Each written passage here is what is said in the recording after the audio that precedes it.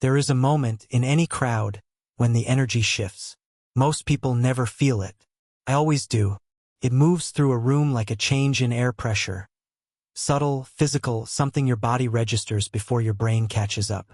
I felt it the second I walked through the front doors of the Hargrove Gallery in Savannah, and I knew before I had taken 10 steps that someone in that building was about to have a very bad night. I was not there to work. That is important to understand. My colleague, a retired field operative named Brent, had asked me to come as a guest. A warm body to fill a seat at a fundraising dinner tied to the gallery's fall opening. I had said yes mostly because Brent never asks for anything and I owed him a favor from a job in Raleigh 2 years prior.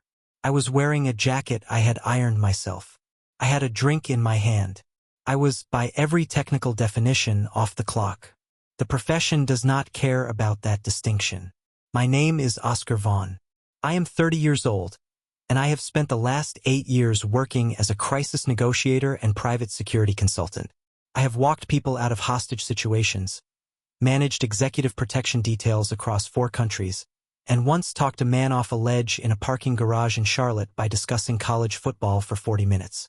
What I do is not glamorous. It is quiet, precise, and almost entirely invisible when it goes right. The goal is always to be the least interesting person in any given situation. That night, the most interesting person in the room was Elise Carver. I knew her by reputation before I knew her by sight. She ran the Carver Arts Foundation, a grants organization she had built from the ground up over 12 years into one of the most respected cultural institutions on the East Coast. She was 36, accomplished in the specific way that means she had worked twice as hard as everyone around her and made it look effortless. When she walked into the Hargrove Gallery that evening in a deep emerald dress, copper-red hair pinned neatly at the crown, she walked in the way people do when they are accustomed to being the steadiest presence in any room they enter. She walked straight into a wall of phones and shouted questions. I heard the shift in the crowd before I saw what was causing it. A cluster of people near the entrance had stopped moving. Voices were rising.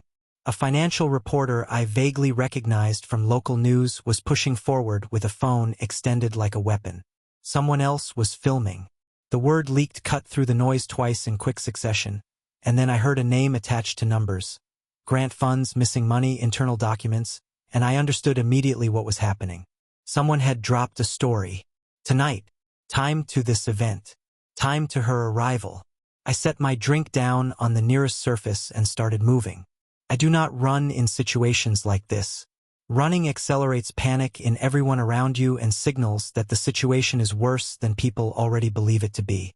Instead, I moved the way I have trained myself to move in crowds, finding the empty inches, flowing through them, keeping my breathing steady and my expression flat. Brent, standing near the bar, caught my eye as I passed. I gave him a single look that meant stay where you are. He read it correctly and did not move. By the time I reached Elise, the reporter had gotten close enough to be a problem. Not physically dangerous, but deliberately invasive, the kind of proximity that is designed to make a person feel cornered, to produce a reaction that can be filmed and clipped and replayed without context. She was holding her ground, but I could see what it was costing her. Her spine was rigid. Her chin was up. One hand had moved to the clasp of her small evening bag, gripping it the way people grip something when they need to hold on to anything solid. I stepped between them. I did not touch anyone. I did not raise my voice. I placed myself in the space and I spoke in the flat, calm register that I have spent years developing, the tone that carries a specific frequency of certainty, the one that tells the receiving brain, without drama or threat, that the person speaking has decided how this is going to go. "That's enough," I said. "Step back." The reporter blinked. That half-second of confusion is what I was counting on. In that window, I had already shifted my angle, broadened my stance, and created a physical barrier between him and Elise without touching either of them. He took one step back, then another. The filming stopped, not because anyone told the second person to stop, but because the energy of the moment had changed and people who film confrontations lose interest when the confrontation dissolves. I turned slightly toward Elise without looking directly at her yet. "Side exit," I said quietly. "Left corridor 40 feet. Walk. Don't rush."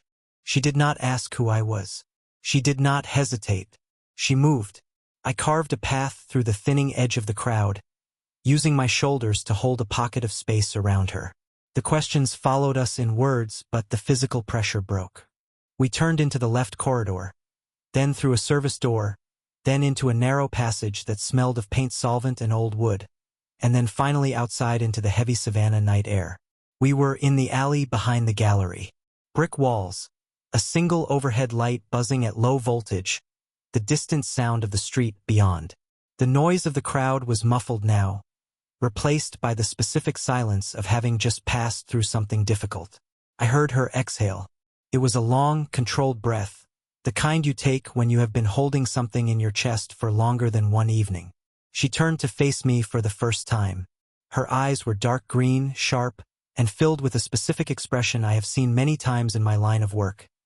The look of someone who is furious, frightened, and refusing to let either emotion fully show because showing either one feels like losing.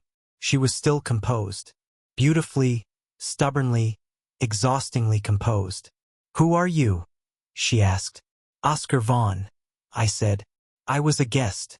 Brent Calloway's table." She processed that quickly. "You're the negotiator. He mentioned you." "He mentions everyone," I said. "Are you hurt?" No.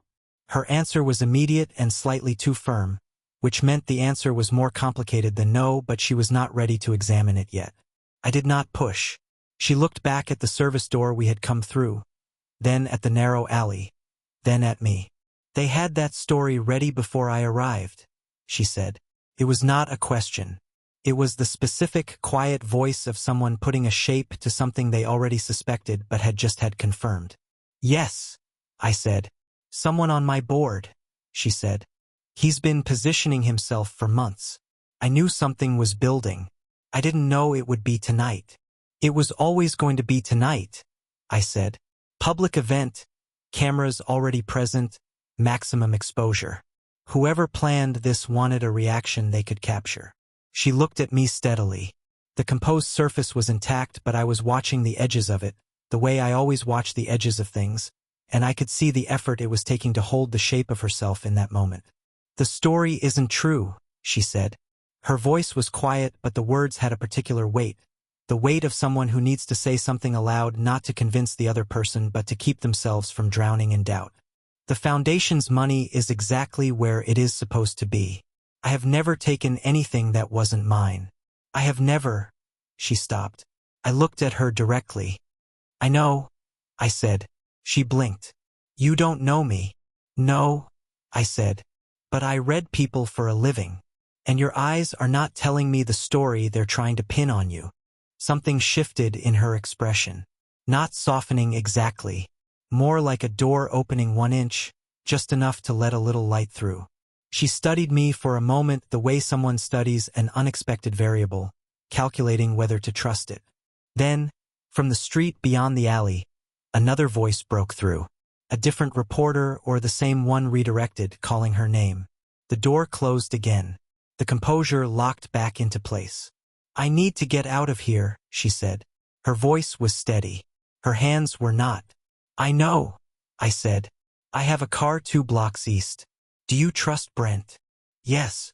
"Then trust me by extension for the next 10 minutes. After that, you can make your own decisions." I held out my hand, palm up, not to hold hers but to indicate the direction we needed to move. "Walk with me." She looked at my hand, then at my face. Then she made the decision. She walked. "I want to tell you something about the way a crisis looks from the inside, because most people only ever see it from the outside. From the outside, a crisis looks like a headline. It looks like a photograph or a clip that runs for 11 seconds on a local broadcast. It looks contained, specific, and already in the past tense. From the inside, a crisis is a living thing. It breathes. It moves when you are not watching it. It finds the small gaps in your defenses at 3 in the morning and it pushes through them. I had been inside enough of them to know exactly what the next 24 hours were going to cost Elise Carver. She did not know yet. I was going to have to show her without scaring her so badly that she stopped functioning. That is, in many ways, the most delicate part of the job. We drove to a hotel near the waterfront. Not her home, which was already a compromised location, and not my office, which was too exposed. A neutral room. I had done this before enough times to keep a standard kit in the back of my car. A laptop, a portable router, a legal pad, 3 burner phones still in packaging, and a small case of tools that looked unremarkable and were not. Brent had followed in his own vehicle and was parked 1 block away, watching the entrance. He texted me a single word when he confirmed no one had tailed us. Clear. Elise sat at the small desk by the window, her evening bag on the table beside her, the emerald dress slightly wrinkled now from the alley and the car and the evening in general. She was holding a glass of water I had poured from the tap, and she was holding it with both hands, which told me the steadiness she was projecting was costing her more than she wanted to admit. "Tell me about Cord Whitfield," I said. I pulled a chair to the opposite side of the desk, opened the legal pad, and uncapped a pen. No laptop yet. People talk more honestly when they are not watching their words appear on a screen. She looked up. "You know his name." Brent briefed me in the car. "I want to hear your version." She set the water glass down and straightened in the chair. The motion was automatic, the physical reset of someone who has learned to find their posture before they find their words. Cord joined the foundation board 4 years ago. He came in as a financial advisor pro bono. Impeccable credentials. He knew everyone and everyone liked him. She paused. I liked him. For the first year, I liked him. When did that stop? When I realized he wasn't advising. He was mapping. Learning the structure, the accounts, the relationships, the vulnerabilities. She said the last word with a precise, controlled anger that told me she had been sitting with this conclusion for some time and had not had anyone to say it to. He started pushing decisions through emergency votes, framing things as urgent when they were not, getting board members to approve transfers on short timelines so nobody looked too carefully. And the leaked memo. It went to a reporter named Diane Ferris at the Coastal Financial Review. The memo shows a series of grant disbursements that look on the surface like they were authorized by me personally. Account movements, wire transfers, approval signatures. She looked at me steadily. The signatures are real. The context around them is fabricated. Those disbursements were all legitimate grant payments. He stripped out the recipient documentation and repackaged them to look like personal withdrawals. I wrote without looking down at the pad. "Do you have access to the original disbursement records?" "On my foundation laptop, which is at my office." "We'll get to that," I said. "Walk me through the board structure first. Who else has account access?" She walked me through it. I let her talk for 20 minutes without interrupting. This was deliberate. The first full account is always the most valuable because it is unedited, uncurated, and full of the details a person considers too small to mention, which are often the most important details of all. I tracked the names, the relationships, the timeline of Cord's movements within the board structure. By the time she finished, I had 2.5 pages of notes and a clearer picture of what we were dealing with. Cord Whitfield was not impulsive. This had been constructed over months, possibly longer. The leak to Diane Ferris tonight was not the beginning of his plan. It was the end of it. He had been building toward this moment and timing it to land when Elise was most visible and least defended. That required patience. That required planning. And that told me something important. A man this careful would have left traces. Careful people always do. The care itself becomes the pattern. "I need your foundation laptop," I said, "and I need you to think about whether anyone else had physical access to it in the last 60 days. She thought about it. "My office assistant, Mara, uses the shared printer on the same network. And Cord attended an in-person board meeting 6 weeks ago where we all worked from the conference table. He sat 2 seats from me. I wrote that down. Did he ever ask to borrow it? Even briefly." She paused. "He asked me to pull up a grant document once while he was standing behind me. I didn't think anything of it. He was on the board. It wasn't unusual." "It is now," I said. She absorbed that. I watched her work through the implication, not with panic, but with the methodical focus of someone assembling a picture they had been refusing to look at directly until this moment. This was the thing about Elise Carver that I had registered within the first 20 minutes of meeting her. She was not someone who fell apart. She was someone who delayed the falling apart until she had processed enough information to make it unnecessary. I respected that more than I could have explained at the time. He's going to push for a governance vote on Monday, she said. I got a message from 2 board members while we were driving here. Cord has already been in contact with them. Of course he has, I said. He planned the timeline. The leak tonight was designed to give him the weekend to work the board members before you could respond formally. So we have 2 days. We have less than that if we count sleep, I said. Which I don't on jobs like this. I turned the laptop toward her.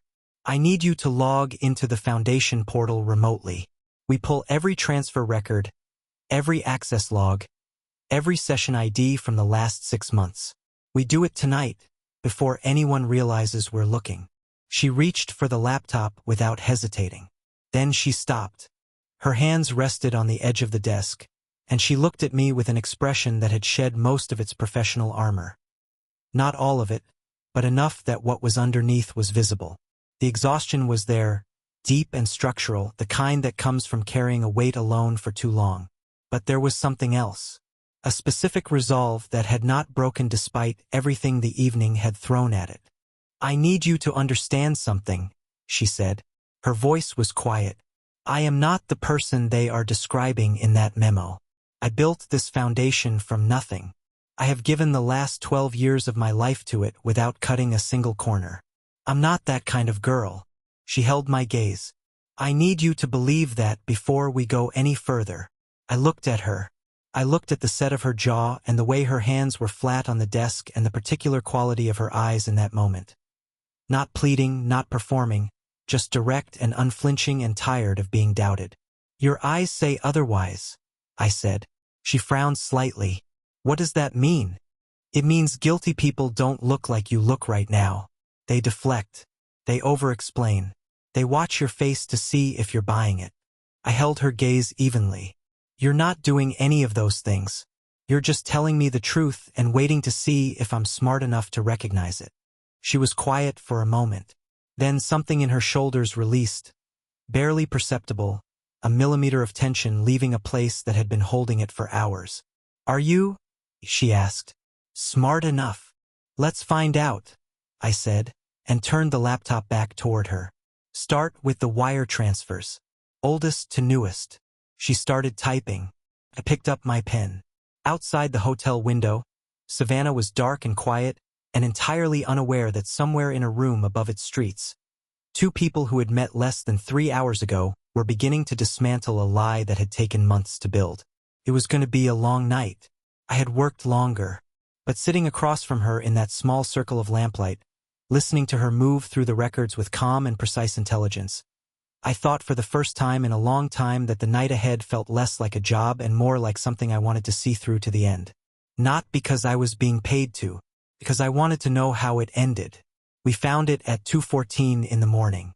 I know the exact time because I had been tracking the timestamps on every session log we pulled, and when the pattern finally surfaced, I looked at the clock on the laptop screen out of habit before I said anything. 2:14. The hotel room smelled of cold coffee and the particular staleness of recycled air that has been running too long.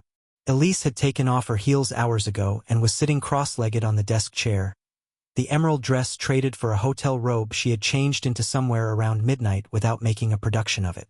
I had my jacket off, sleeves rolled to the elbow, the legal pad beside me dense with notes on both sides of 4 pages. We had been in that room for 6 hours. And in 6 hours, Cord Whitfield had gone from a suspicion to a certainty. The device token was the key. Every time someone logs into a secure financial portal, the system records a fingerprint, not a name, but a specific combination of browser data, device identifiers, and session markers that is as individual as a signature. Elise's token was consistent across every legitimate transaction. It looked the same every time. That consistency was its own kind of proof. But woven through the records like a second thread were 8 separate transactions that carried a different token entirely. Same portal, same account access level, different machine. I pointed at the screen. This one, I said. This token appears 6 times in the disbursement records and twice in the approval logs. It never matches yours. Elise leaned in, scanning the string of characters. That's not my laptop. No, I said. Do you recognize the browser signature? It's an older version. Something that hasn't been updated in a while. She stared at it. I watched her face as the recognition moved through it. Not dramatic, just a quiet, precise click of something falling into place. Cord's assistant uses an old MacBook, she said slowly. He complained about it at the last board meeting. Said the foundation should provide updated equipment for support staff. Her jaw tightened. He was sitting at that table complaining about the laptop he had been using to frame me. He had his assistant's credentials, I said. Either she gave them to him voluntarily, which is unlikely, or he obtained them without her knowledge. Either way, the transactions route back to that machine. 8 times. I sat back. That is not a mistake. That is a pattern. And patterns are what lawyers bring to judges. Elise was quiet for a moment. Not the stunned quiet of someone overwhelmed. The focused quiet of someone deciding what to do with a weapon they have just been handed. I had seen this particular silence before and I had learned to respect it. We package everything tonight, she said. It was not a question. Everything, I agreed. Originals, screenshots with timestamps, the session ID comparison, the full transfer history with the anomalous tokens flagged.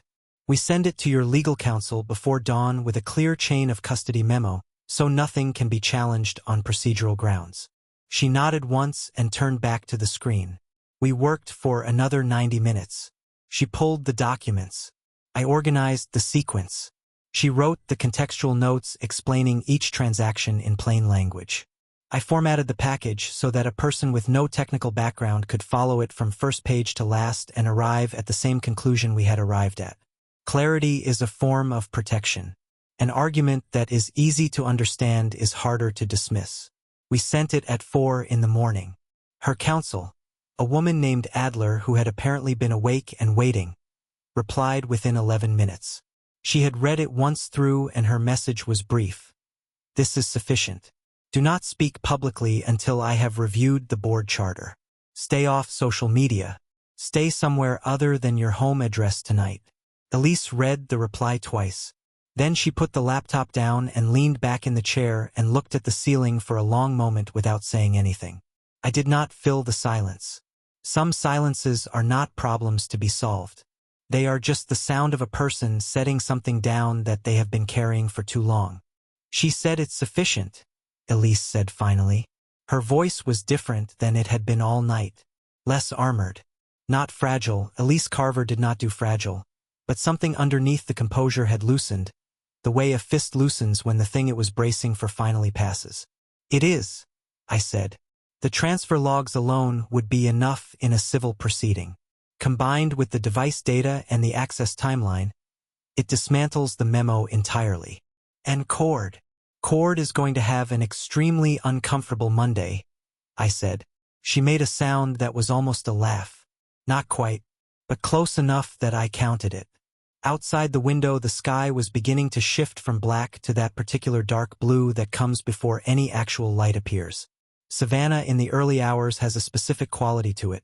Quiet in a way that feels deliberate, like the city itself is choosing stillness before the day begins. I had been awake for 22 hours. I was used to that. What I was less used to was the specific awareness I had been managing all night. The awareness of how much space Elise Carver occupied in a room even when she was sitting still, even when she was tired, even when she was in a hotel robe with her copper hair half escaped from its pins and 4 hours of work visible in the lines around her eyes. I was used to noticing details. It was the job. But some details I was noticing had nothing to do with the job, and I had been filing them carefully in a part of my mind marked not right now and keeping the boundary exactly where it needed to be. She caught me looking at nothing in particular and said, "What are you thinking?" "That we need to sleep," I said. "Separate rooms. A few hours.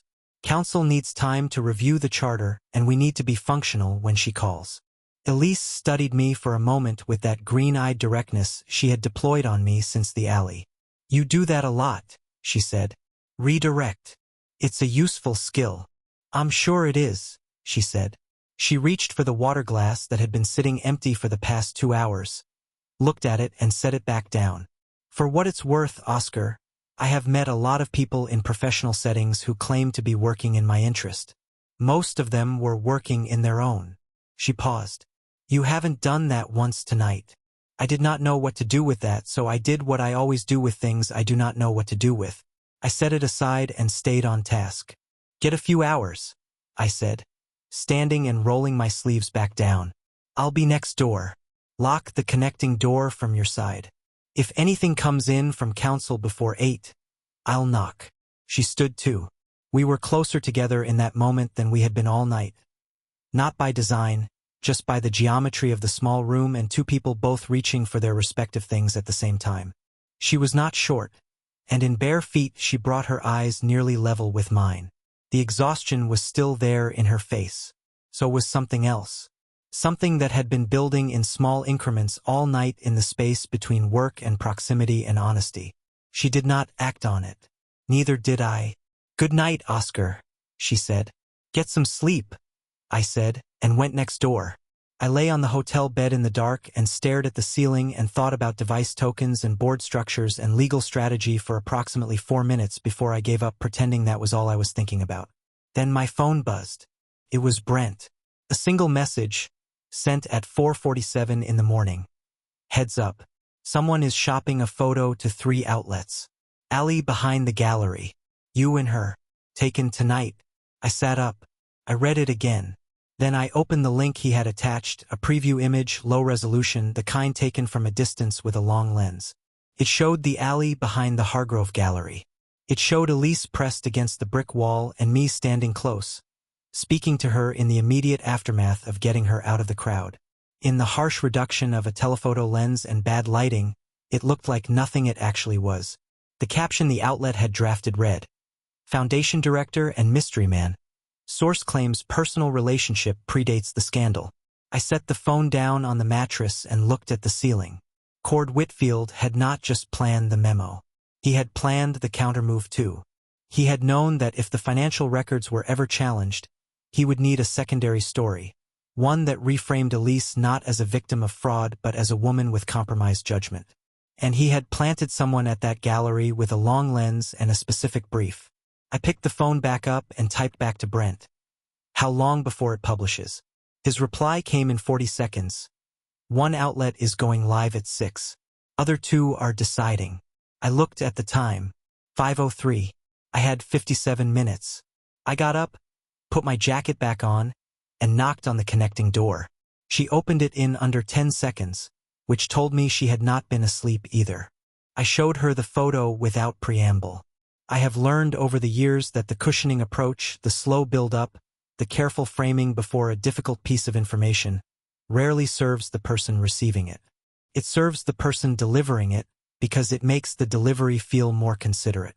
But it wastes time, and it assumes the other person cannot handle the truth at full weight, which is a form of underestimating them.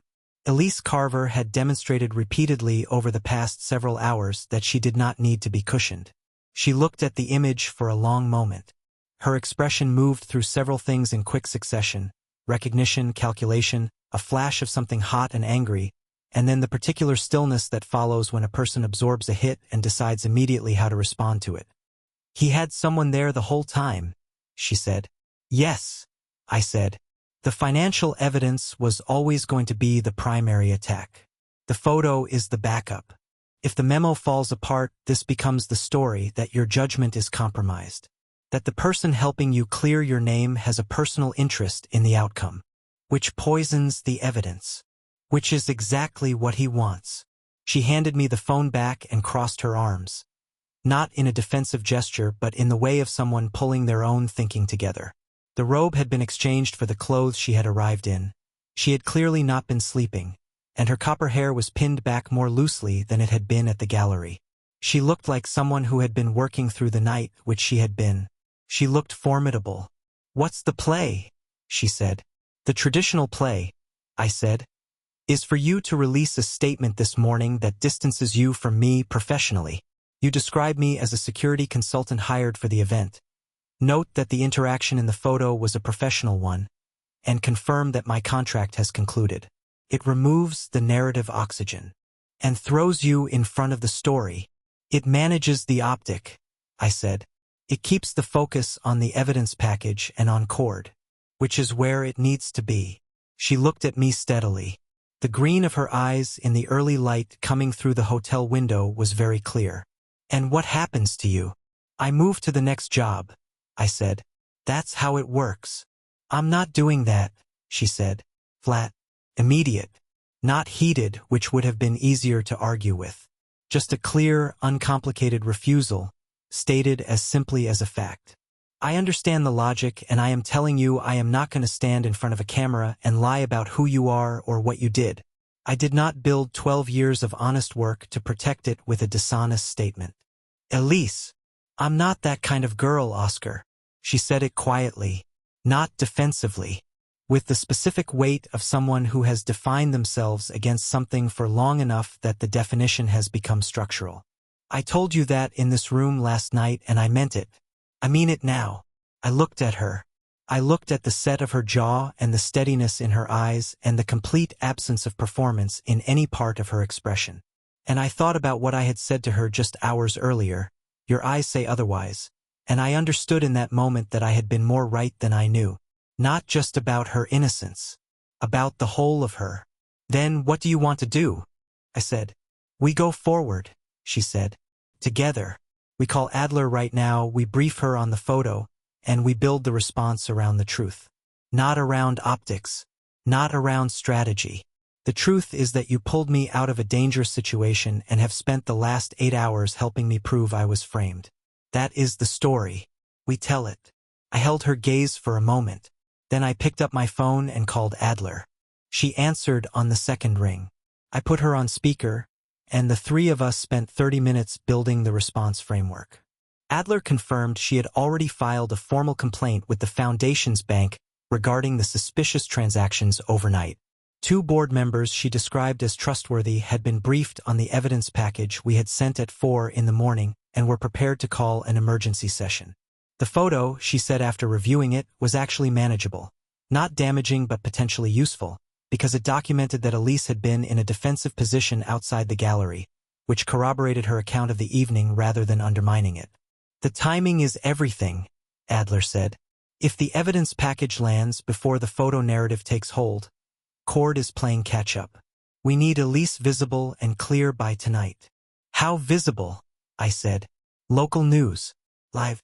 No taped edits. No prepared statements. She sits down, she tells the story, she puts the documents in front of the camera. The Foundation's donor base is regional. A live interview on regional news at primetime puts her version in front of every person who matters before Cord can frame it otherwise. I looked at Elise. She was already nodding. We moved to Adler's office on Drayton Street, a quiet brick building 2 floors above a coffee shop just opening for the day. The 3 of us sat around a conference table and built the presentation from the ground up. Elise walked through the evidence with a clarity that I suspected surprised even Adler. She knew every document, every timestamp, every anomalous session ID from the work we had done through the night. She could explain each one in plain language without losing the technical accuracy. I had seen experienced attorneys fumble that balance. She did not. At one point Adler looked at her across the table and said simply, "You should have been a litigator." Elise smiled thinly. "I still might be after this." The interview was set for 7 in the evening at a local news studio on the north side of the city. We arrived separately as a precaution and met in the green room.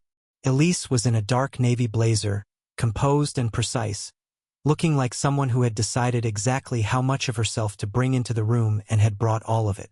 I stood near the door, running the room in my head the way I always do. Entrances, exits, blind corners, the rolling equipment rack someone had left in the hallway that I asked a producer to move. Not paranoia. Preparation. "Oscar," she said. I looked at her. "If this goes wrong," she said and stopped. Started again. "If it goes wrong, I want you to know that this week, you were the only part of it that felt clean." I did not have a professional response to that. So I told her the truth. It won't go wrong. You have the evidence, you have the words, and you have the thing that neither of those things can substitute for. What's that? You're telling the truth, I said. People can feel the difference. They always can. She held my gaze for one long moment. Then the producer knocked and she walked out onto the set and I watched from the monitor in the wings. The interviewer came in sharp and stayed sharp. She pushed on the financial records, on the photo, on my involvement. Elise answered every question without deflecting once. She placed the documents on the desk. She named Cord Whitfield. She described the alley accurately and she described me accurately, who I was, what I had done, and what I had not done. Her voice did not shake. Her eyes did not move away from the camera. When it was over, we walked out of the building together into the cool night air. I reached for her car door from habit. She stopped beside me on the pavement and turned. "I know what you're about to say," she said. "Do you? You're about to say the job is done and hand me back to my normal life." I looked at her. The street lights above us were orange and steady, and her eyes in that light were the same clear green they had been in the alley 2 nights ago. And I thought about all the careful distance I had maintained and all the reasons it had been the right call, and then I thought about the fact that we were no longer in a crisis and I was no longer her protector and she was no longer my principal, and what remained when you subtracted all of that was still something worth standing next to. "The job is done," I said.